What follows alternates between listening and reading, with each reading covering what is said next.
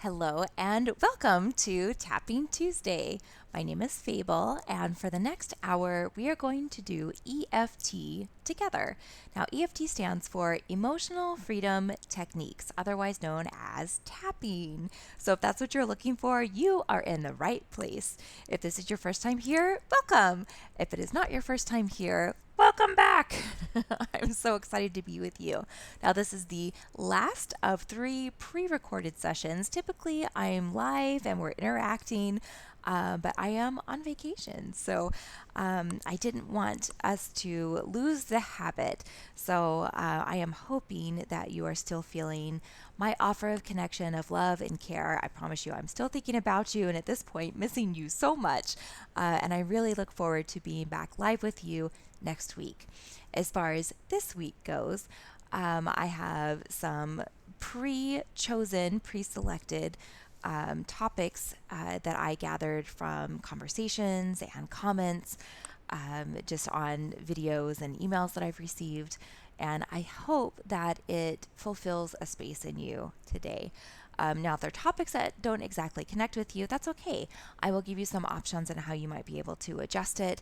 And certainly, if you have your own intuition of how to make it more appropriate for you, you absolutely have my permission to do that. Please make this tapping session whatever feels best for you.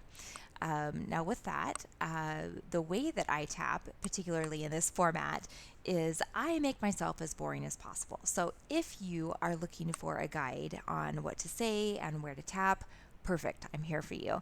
But I tend to stay either here or here. I don't go through the whole tapping, all of the tapping spots. And the reason for that is if you are engaging and you're really feeling some shifting in your own mind, and then you look up at the screen and you're still tapping here, but I've moved to here, what I don't want is for that to feel jarring for you and to go, oh no, I've missed all these spots. Do I do these now, or do I just skip? And that would go against what we're trying to give you, which is empowerment through this tool set.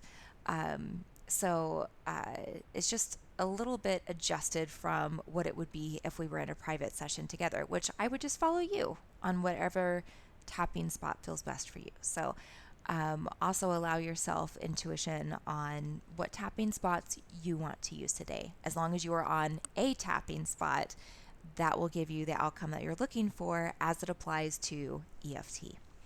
Alrighty, let's take just a moment to go ahead and get grounded and get present in this space, and we'll go right into tapping. So go ahead and let's just take a breath. Don't force it, just as deep as what feels comfortable for you. And in and out.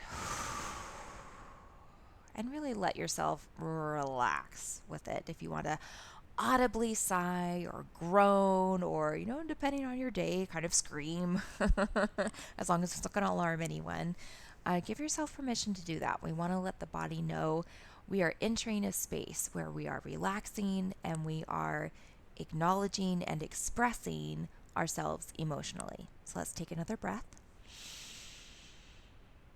And out. Good. And breathe normally. And now we're just going to acknowledge our body. Just notice that you have a body. Just look down and notice how your body's doing. And notice if you're feeling any discomfort, if there's any ask that your body has, such as if it's wanting to stretch in a place or curl up, if you want a blanket to wrap around you, or go get a drink of cold fluid, or if you maybe need to go to the bathroom. Give yourself permission to do these. Maybe you're tired and you'd rather do this session, laying down on the ground. Go for it. Maybe you're feeling anxious and you're like, no, I want to pace. Let yourself pace. Allow your body to feel heard right now, especially if it's an easy ask to fulfill. So as you are considering that and maybe adjusting and doing that, let's take one more breath.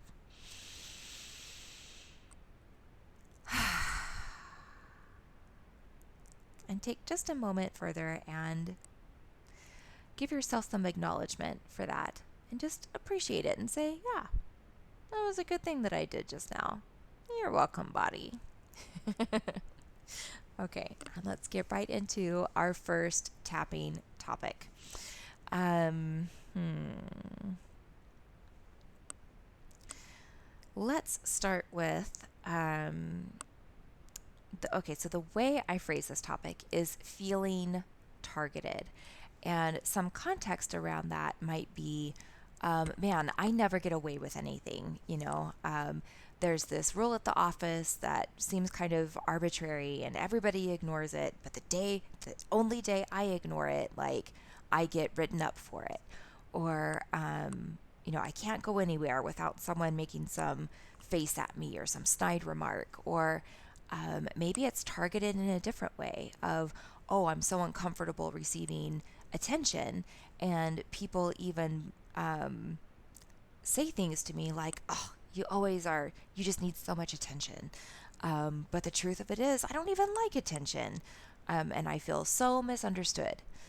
There are a lot of different ways that this can be expressed. And essentially, what it means is I feel unjust in the way that I am being interpreted or interacted with. In some format, I don't appreciate the outcome of what I'm being offered externally. Okay? So, with that context, go ahead and come up with, it could be a person, it could be a scenario, it could be a past experience of something that you just really harbor some lasting emotion from, and you want to try tapping on it. See if you can just I was going to say unhinge, but that in this day and age means something else. If you can unhook that experience out of your body and get rid of those emotions, whether or not forgiveness comes with it, because the two don't have to be connected. You absolutely have the right to move on without honoring forgiveness for someone, which is kind of a different topic, but that felt important to say. And it could be attached to like a future fear of, man, I really want to express this part of myself, but I have a fear of how that might make me a target in some way. Okay. So as you are considering what that might be for you, let's go ahead and start tapping. As I draw my attention to this aspect that I feel concern over because of how it makes me targeted, I deeply and completely accept myself. Even though, as I focus on this aspect of being targeted, and it brings up feelings that I may not really want to connect to, I still choose to deeply and completely accept myself. And even if, as I really allow myself to look at and feel through this aspect of being targeted, and I may not see any possible way to alleviate it, I still choose to deeply and completely accept myself anyway. Being targeted.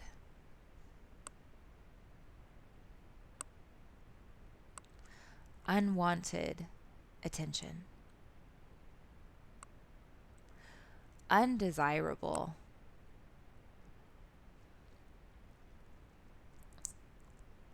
outcomes. Feelings about the experience of being targeted.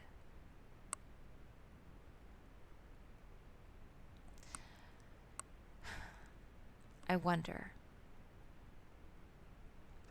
what have I told myself is true about me because of this experience of being targeted? What are the things that feel 100% true and inevitable because of being targeted? Maybe it's that I'm disliked, even hated. There's just something about me that's triggering, and people feel like it's their right to engage that with me. Maybe I feel cursed. It's just this universal karma or energy that is inescapable. I'm cursed. Cursed to be targeted. I don't know what else it could be. I just must be cursed. Maybe I feel like it means I just must put out this energy of easy target, easy mark. There's just something about me that reads vulnerable. Even if I have some or all of these definitions or other definitions attached to being targeted, I deeply and completely accept myself. I acknowledge that being targeted is real. There are people who feel like it is their right to do so, that feel like the person they're targeting, in whatever way that's happening, has to deal with it. They don't mind making the recipient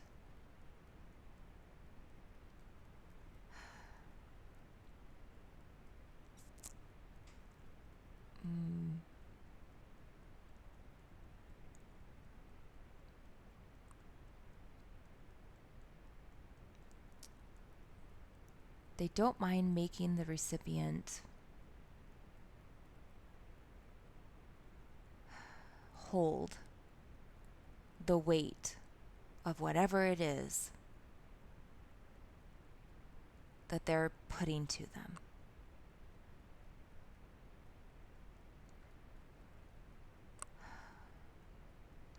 And I have feelings about that. It's wrong, it's hurtful, it's hateful, it's manipulative, it's selfish, it's cruel. As I consider all of the definitions that surround me as a target and them as the person doing the targeting,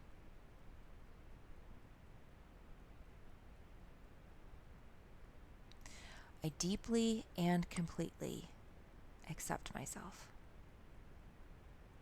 And I wonder, how can I feel safe? How can I feel different? How can I be protected? Is that even possible? Yeah. No. I don't know. Even if right now, I don't know if it's possible. for me to feel safe and protected, I deeply and completely accept myself.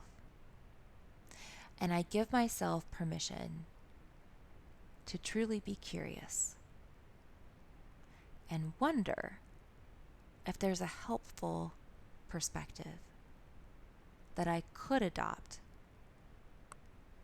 that might allow me to feel better and safer and maybe even less targeted.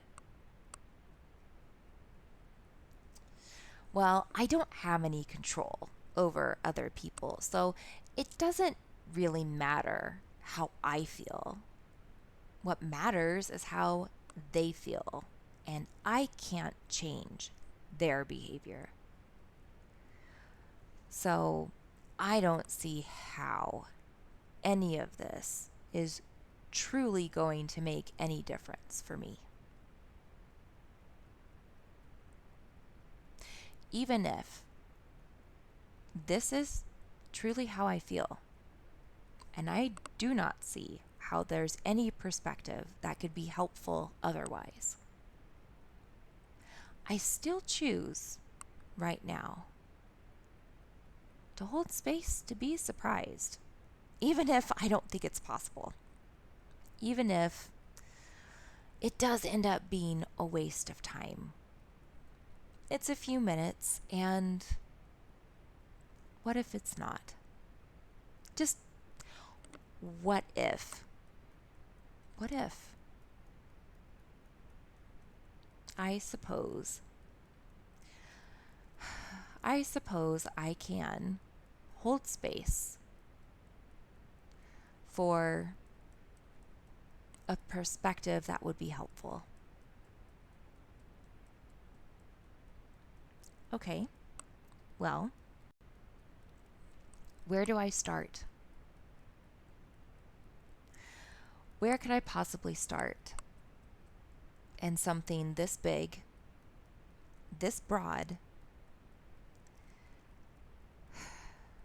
where I feel the solution is external to me?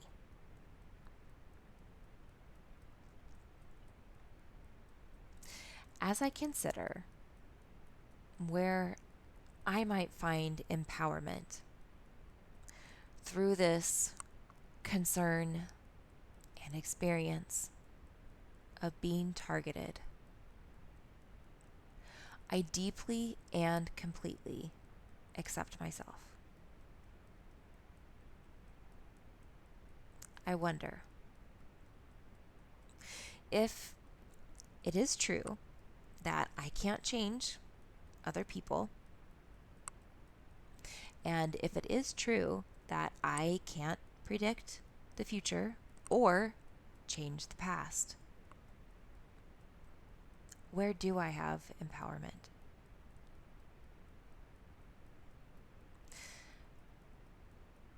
What if a place to start is in offering myself a safe place for my own emotions? Have I done that? As I consider these big, sharp, heavy emotions attached to being targeted, have I allowed myself to create a space for me to express those, to allow myself to feel safe in my emotions? I can't control others, but have I allowed myself to feel safe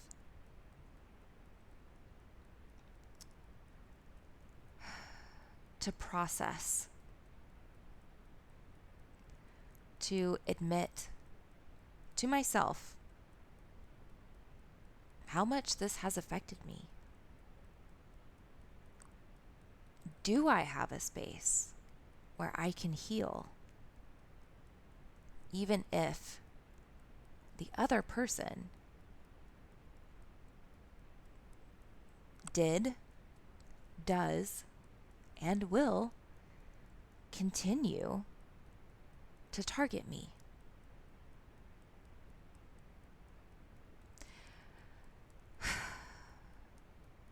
My own healing, my own space, my safe space.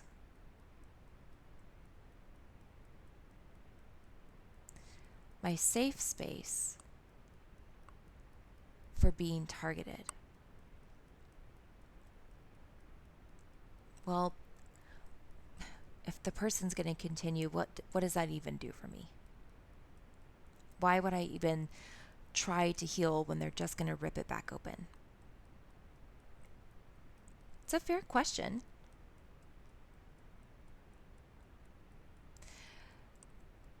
But when something is healed and something is supported and offered structure, could it be true that it's stronger? And maybe it's unfair. It's legitimately unfair that I have to figure out how to be stronger. That I have to create a safe space for these outcomes that are unfair for me to even have to deal with.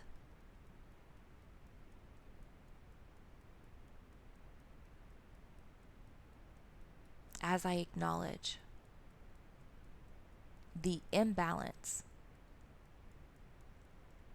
of my own solution, I deeply and completely accept myself. And I consider,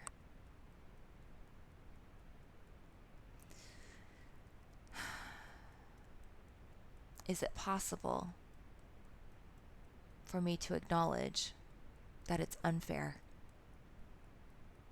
and acknowledge that I don't like it and acknowledge that I want it to stop, but I don't have choices in that, and find a space for myself to heal? Because isn't it true that I deserve that? Isn't it true that I need that? This place of acceptance, of kindness, of softness, and that can help me to counteract this unfair, unjust, potentially unyielding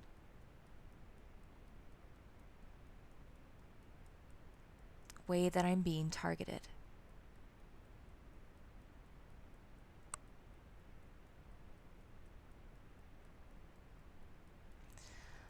I wonder if I decided to give this a try, what could that look like for me? What would it look like if I created a place of healing for myself? Maybe it looks like a non-judgmental space where I can just let every emotion out, as big and as deep as it goes, and not be afraid of my own response to that, allowing that to not live in my body and letting it go, letting it out and not carrying it anymore. Maybe it looks like radical kindness, radical softness, where it doesn't have to make any logical sense. It doesn't have to be any sort of unfolding outcome. I just choose it, and it just is. I claim it, and it's mine, and I take it. And it looks like carving out time to snuggle, to relax, to cry, to laugh. Even if it seems a little bit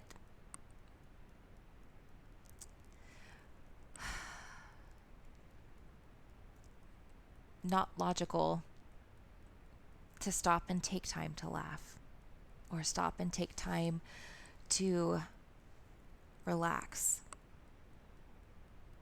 Maybe I choose that space for myself anyway and allow myself to have that feeling, that different feeling, because it's what I want, because it's what I need. And I don't let what anything else has been dictate what I get to have otherwise.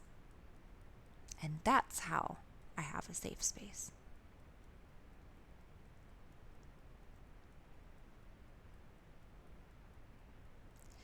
Feeling targeted.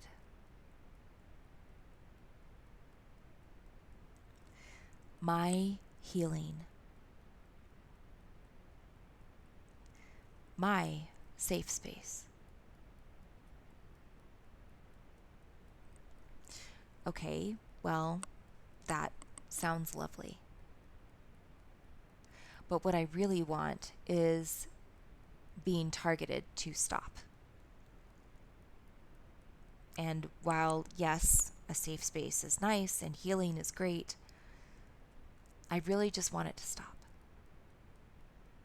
So how do I do that? Well, I don't know yet.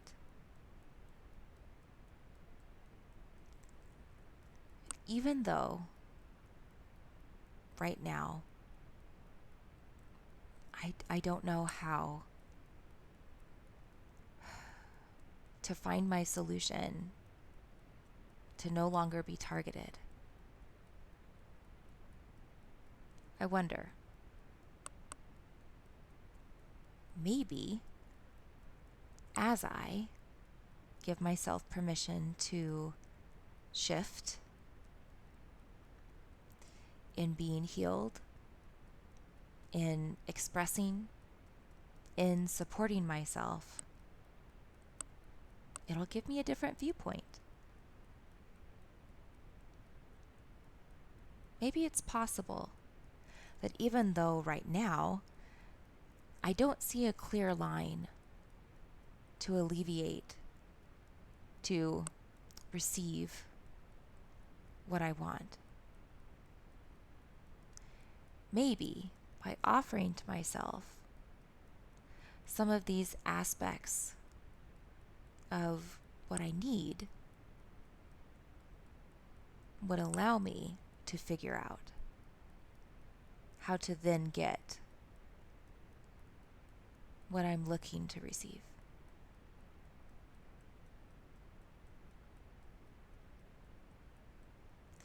Feeling targeted. My solution. Feeling targeted. My choices.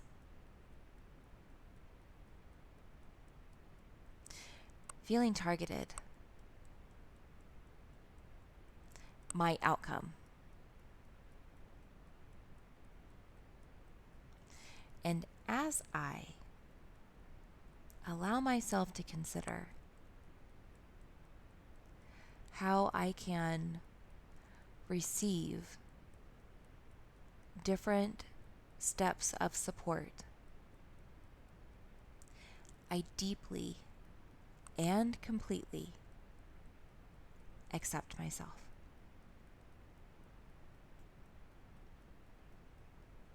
Pause, take a deep breath.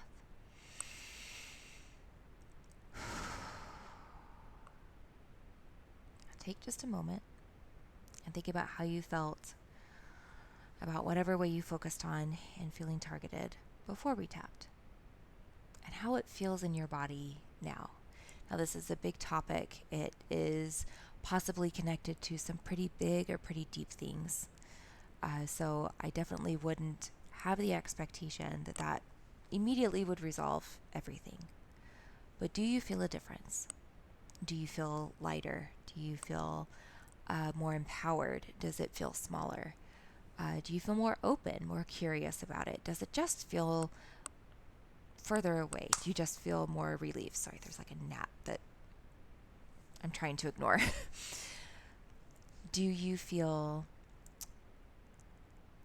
a tingliness in your body, more energy? Do you feel more relaxed? During that tapping, were you laughing, sighing, crying, yawning?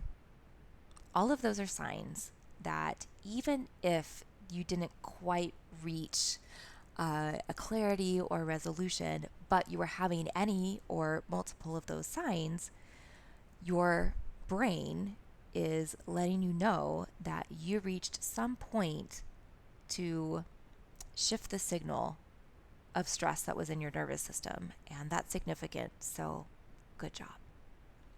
Okay, our next tap. Okay, we're going to go to guilt over setting boundaries. Now, this kind of goes in theme with some other things that we've had in, I think it was last week's video. So to kind of separate out how this could be different is the outcome of, okay, a boundary's been set and I mean it, and then dealing with how you manage the other person having space to have their reaction. Because oftentimes it's very synonymous to struggle with setting boundaries and also struggle with letting other people have their own space to feel how they feel and not attempt to adjust that. So boundaries both this way and this way. So let's tap on that. If you want to be specific with a particular setting or with a person over which struggles with boundaries, whether you feel it's their problem or it's a shared problem, or you feel like, oh, no, it's my problem. Whatever aspect of beginning point of where you're coming from is just fine. Just attempt to get a little bit of clarity on it. And if it's not with a particular person or a particular setting, maybe boundaries with your own self of where, oh, I just never say no, or I just never speak up. Sort of a judgment or phrase that you can apply to yourself. Okay, give you a moment to consider that. And go ahead and start tapping. As I consider the feelings that I have after I have attempted or successfully set a boundary, I deeply and completely accept myself.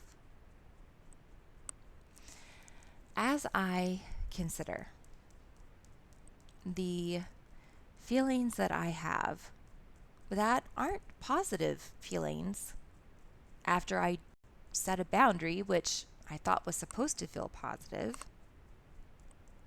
and I'm not sure why that happens, I still choose at this time to deeply and completely accept myself anyway. Even though right now the outcome that I feel from setting a boundary might feel worse and like more work than setting a boundary in the first place, I still choose to deeply and completely accept myself anyway. Setting boundaries. My feelings about setting boundaries.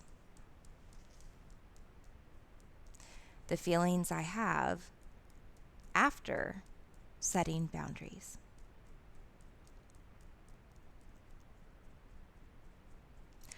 I wonder, why would setting boundaries feel bad? Why would setting boundaries inspire guilt?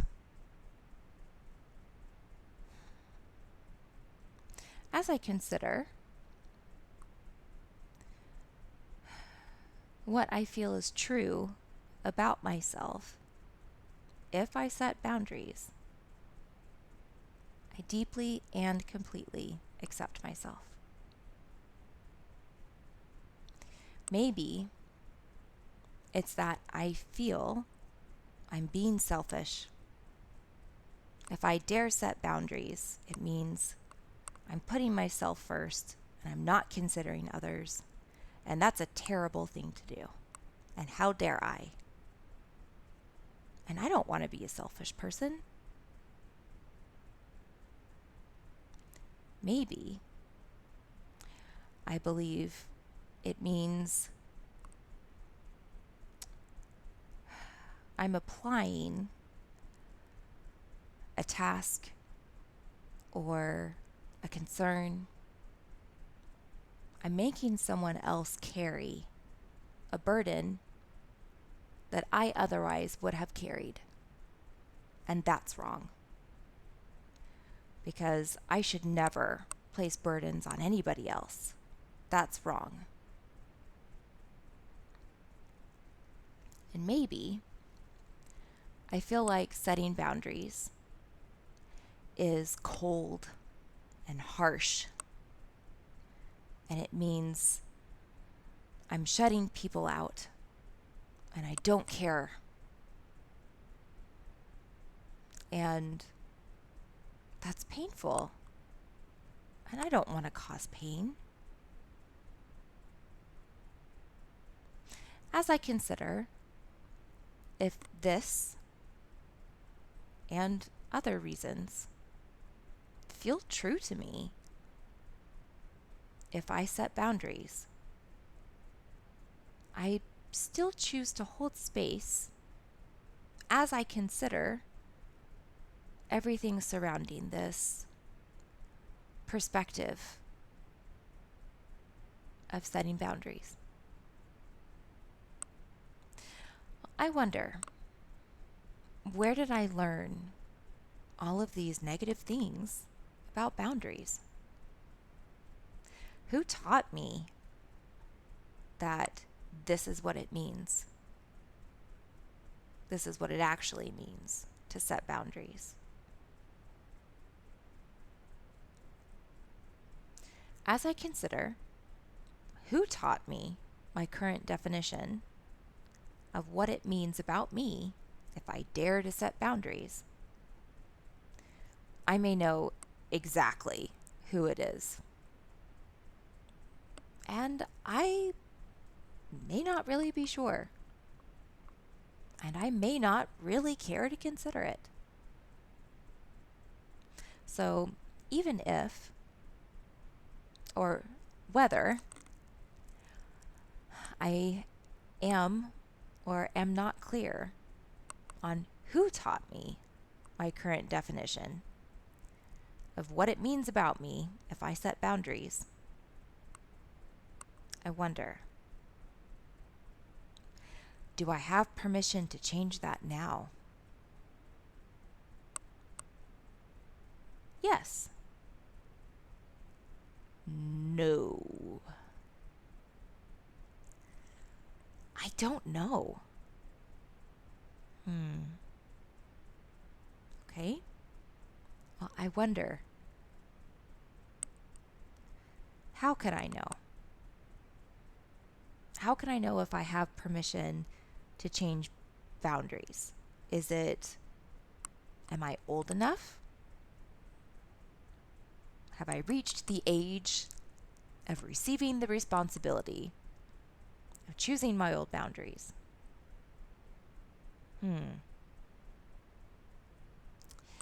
Is it connected to another emotion that makes it more complex, such as respect, love, expectation, honor?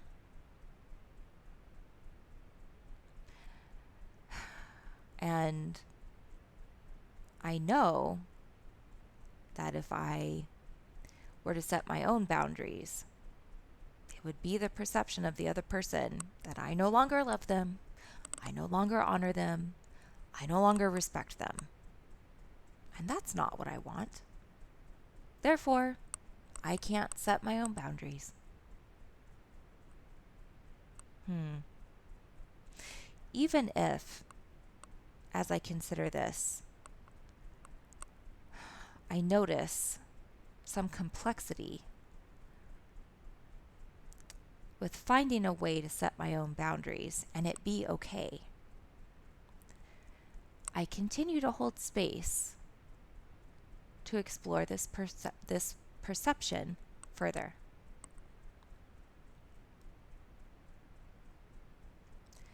I wonder,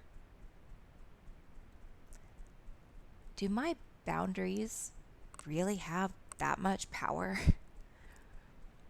Do they really have the power to make another person feel loved, feel honored? Or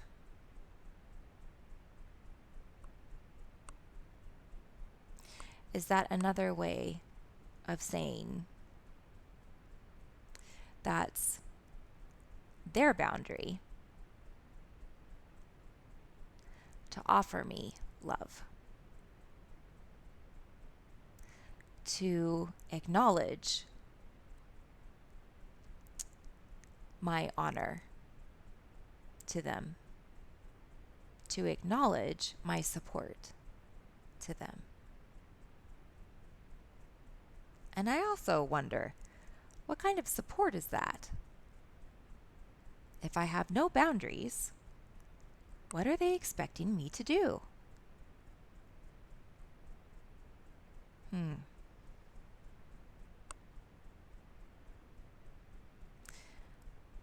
Expectations. The expectations attached to whether or not I have boundaries. Maybe the expectation is for me to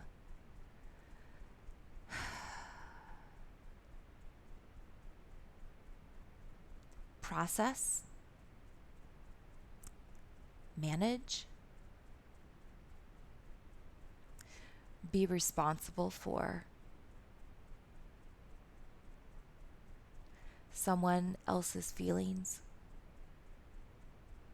or someone else's actions. That it has somehow become my fault that if I do or don't something and they choose to respond in a certain way, that I'm responsible for that.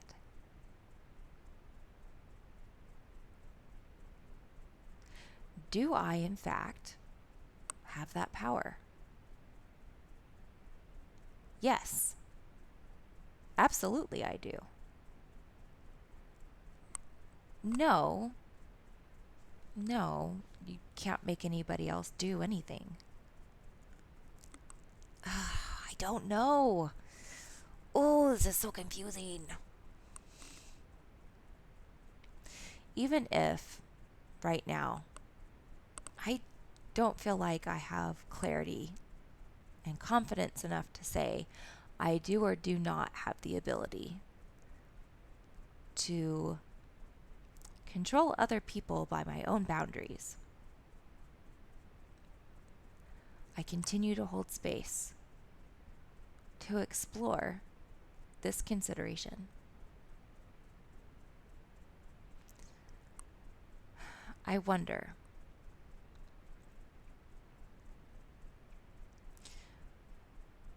why would someone want to offer me that sort of control to be able to control an outcome externally, yet at the same time demand that I not have control over my own boundaries internally?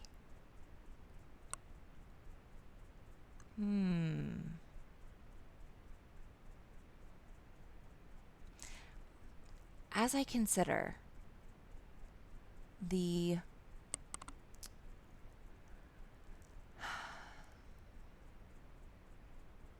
potential reasons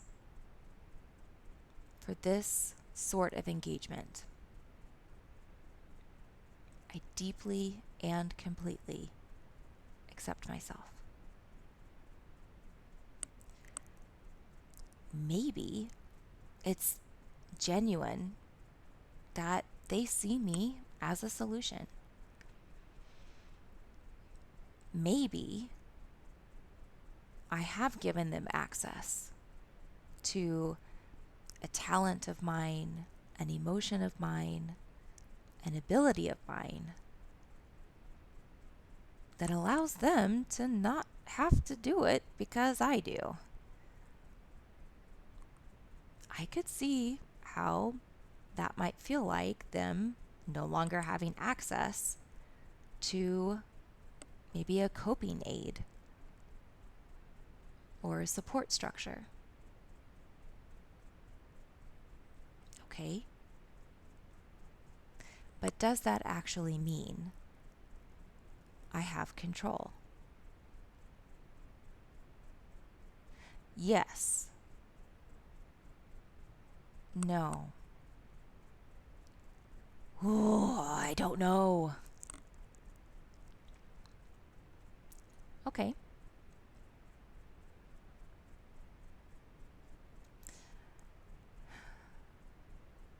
I wonder.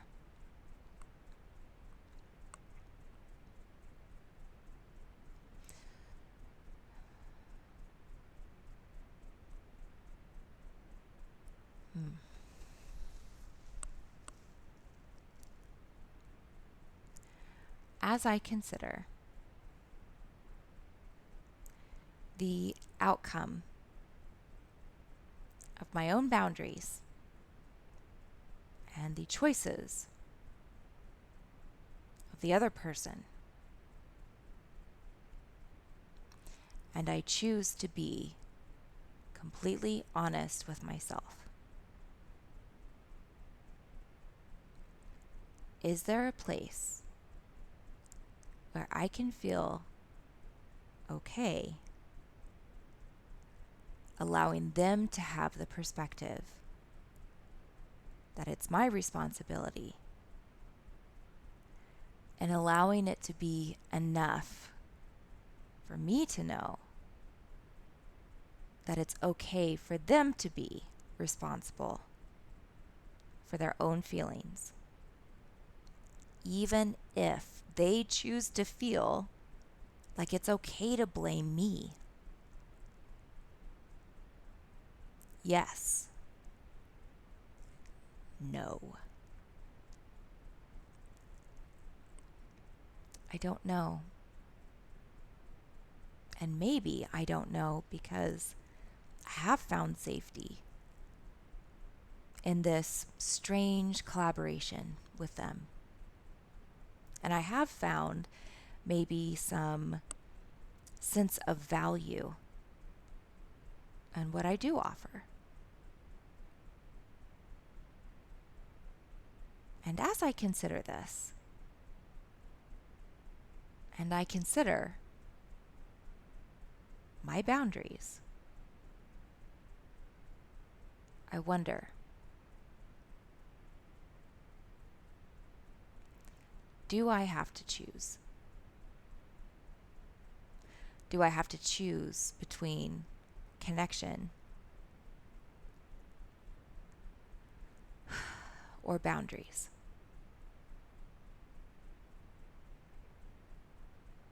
Well, I don't know any other way to look at it, because doesn't a boundary mean that I'm cutting off something? I'm setting a wall, I'm building a barrier? Isn't that what a boundary is?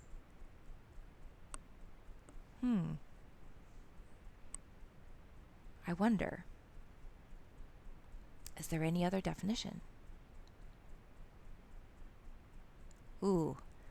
Well, I did say that without the boundary, this person is handing me something and I'm holding it for them. What if it's true the other way? What could I be handing them to hold that maybe isn't theirs? Maybe it's that sense of value, and I'm reliant on them for that.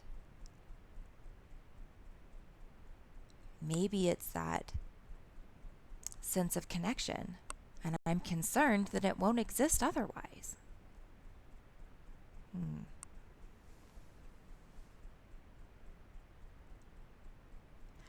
Setting boundaries. My feelings about setting boundaries.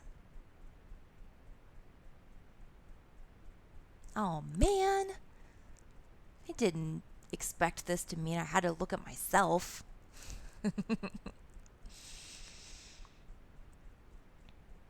I wonder if it's really hard and seems really complicated to set a boundary where, it feels like I'm cutting something off, I'm handing something back, and it gets a negative response. What if I try the other way? What if I attempt to identify something that they're holding for me? And my boundary becomes more of an invitation to myself to receive that back. And I could see what does happen if I choose to feel value in myself, whether or not there's a boundary. What if I choose to feel connected and love and honor and respect, whether or not I do exactly what they're looking for me to do?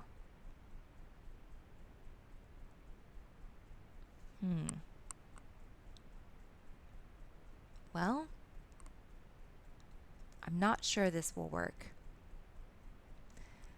And I may be confused about what this has to do with setting boundaries. So I wonder, how do I try? What could I commit to as a small experiment? Well, with this boundary that I do not have, that I feel guilt over if I do, can I identify what it is that I receive? Can I identify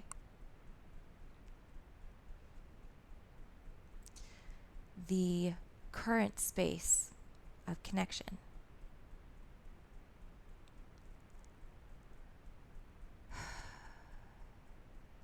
Yes. Nope. I don't know. Okay. Well, whether or not I can identify that space, can I identify the ideal outcome? Can I picture how it would be if I had a boundary and acknowledgement of how that's respectful? Can I imagine having a boundary and that feeling loving to the other person?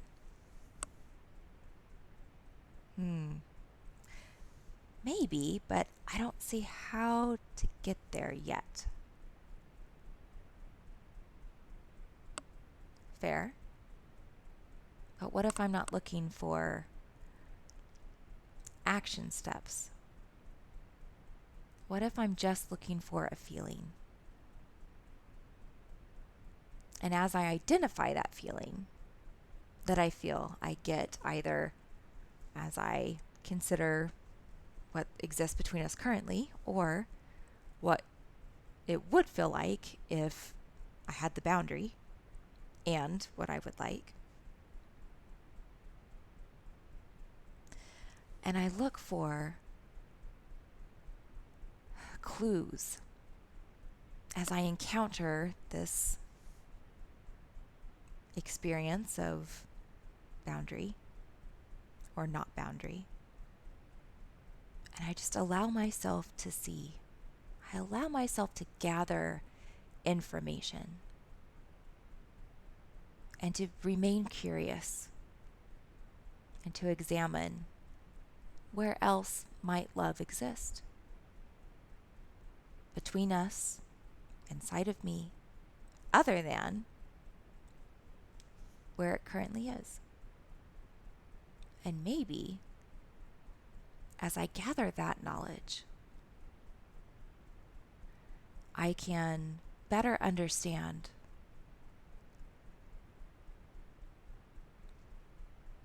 how setting a boundary could have a different outcome, and how I can navigate to different connection points so that I no longer feel guilty about setting boundaries.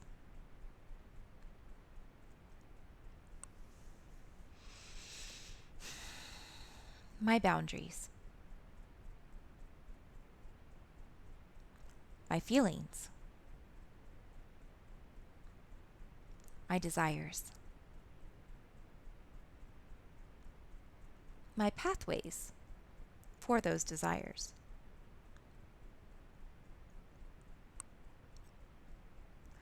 And as I allow myself this curiosity to explore other potential places for these feelings and for these outcomes,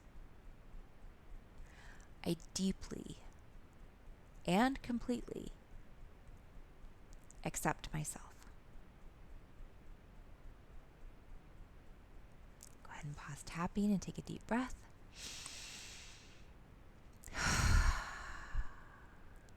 I'll take just a moment and notice how you feel right now. And then think back, is it different than when we very first started tapping on feeling guilty over boundaries? And I want to just point out really fast, during that tap, did you notice that we asked a lot of open-ended questions that we didn't immediately seek answers to? I think there is an impulse to try to answer every question that's asked when we're tapping, because that's typically how conversation goes, right? That's how discovery goes consciously. But when we are tapping, we're not connecting to only our conscious brain. And even just asking questions to our subconscious brain and allowing it to start making connections and listening, and oh, does that connect, and but then how does this over here, and do we then shift? There's so much processing that isn't connected to conscious thought, that by asking questions that feel like, ooh, that's a good question, means that it's having an impact on some template in there, and that can alone start to loosen the weave of where it's currently sitting. So while it definitely does feel good to have answers to questions, I want you to have confidence in that it's also extremely beneficial to just find really good questions, and allowing that good feeling of just, ooh, that's a good question, to percolate on its own, and know that that in and of itself is doing good. Okay, and we're definitely a little bit over time. Thank you so much for being here with me this week. I am so excited to be live with you next week. I hope that you have a wonderful week, and I will see you soon. Okay. Mwah. Love you. Bye.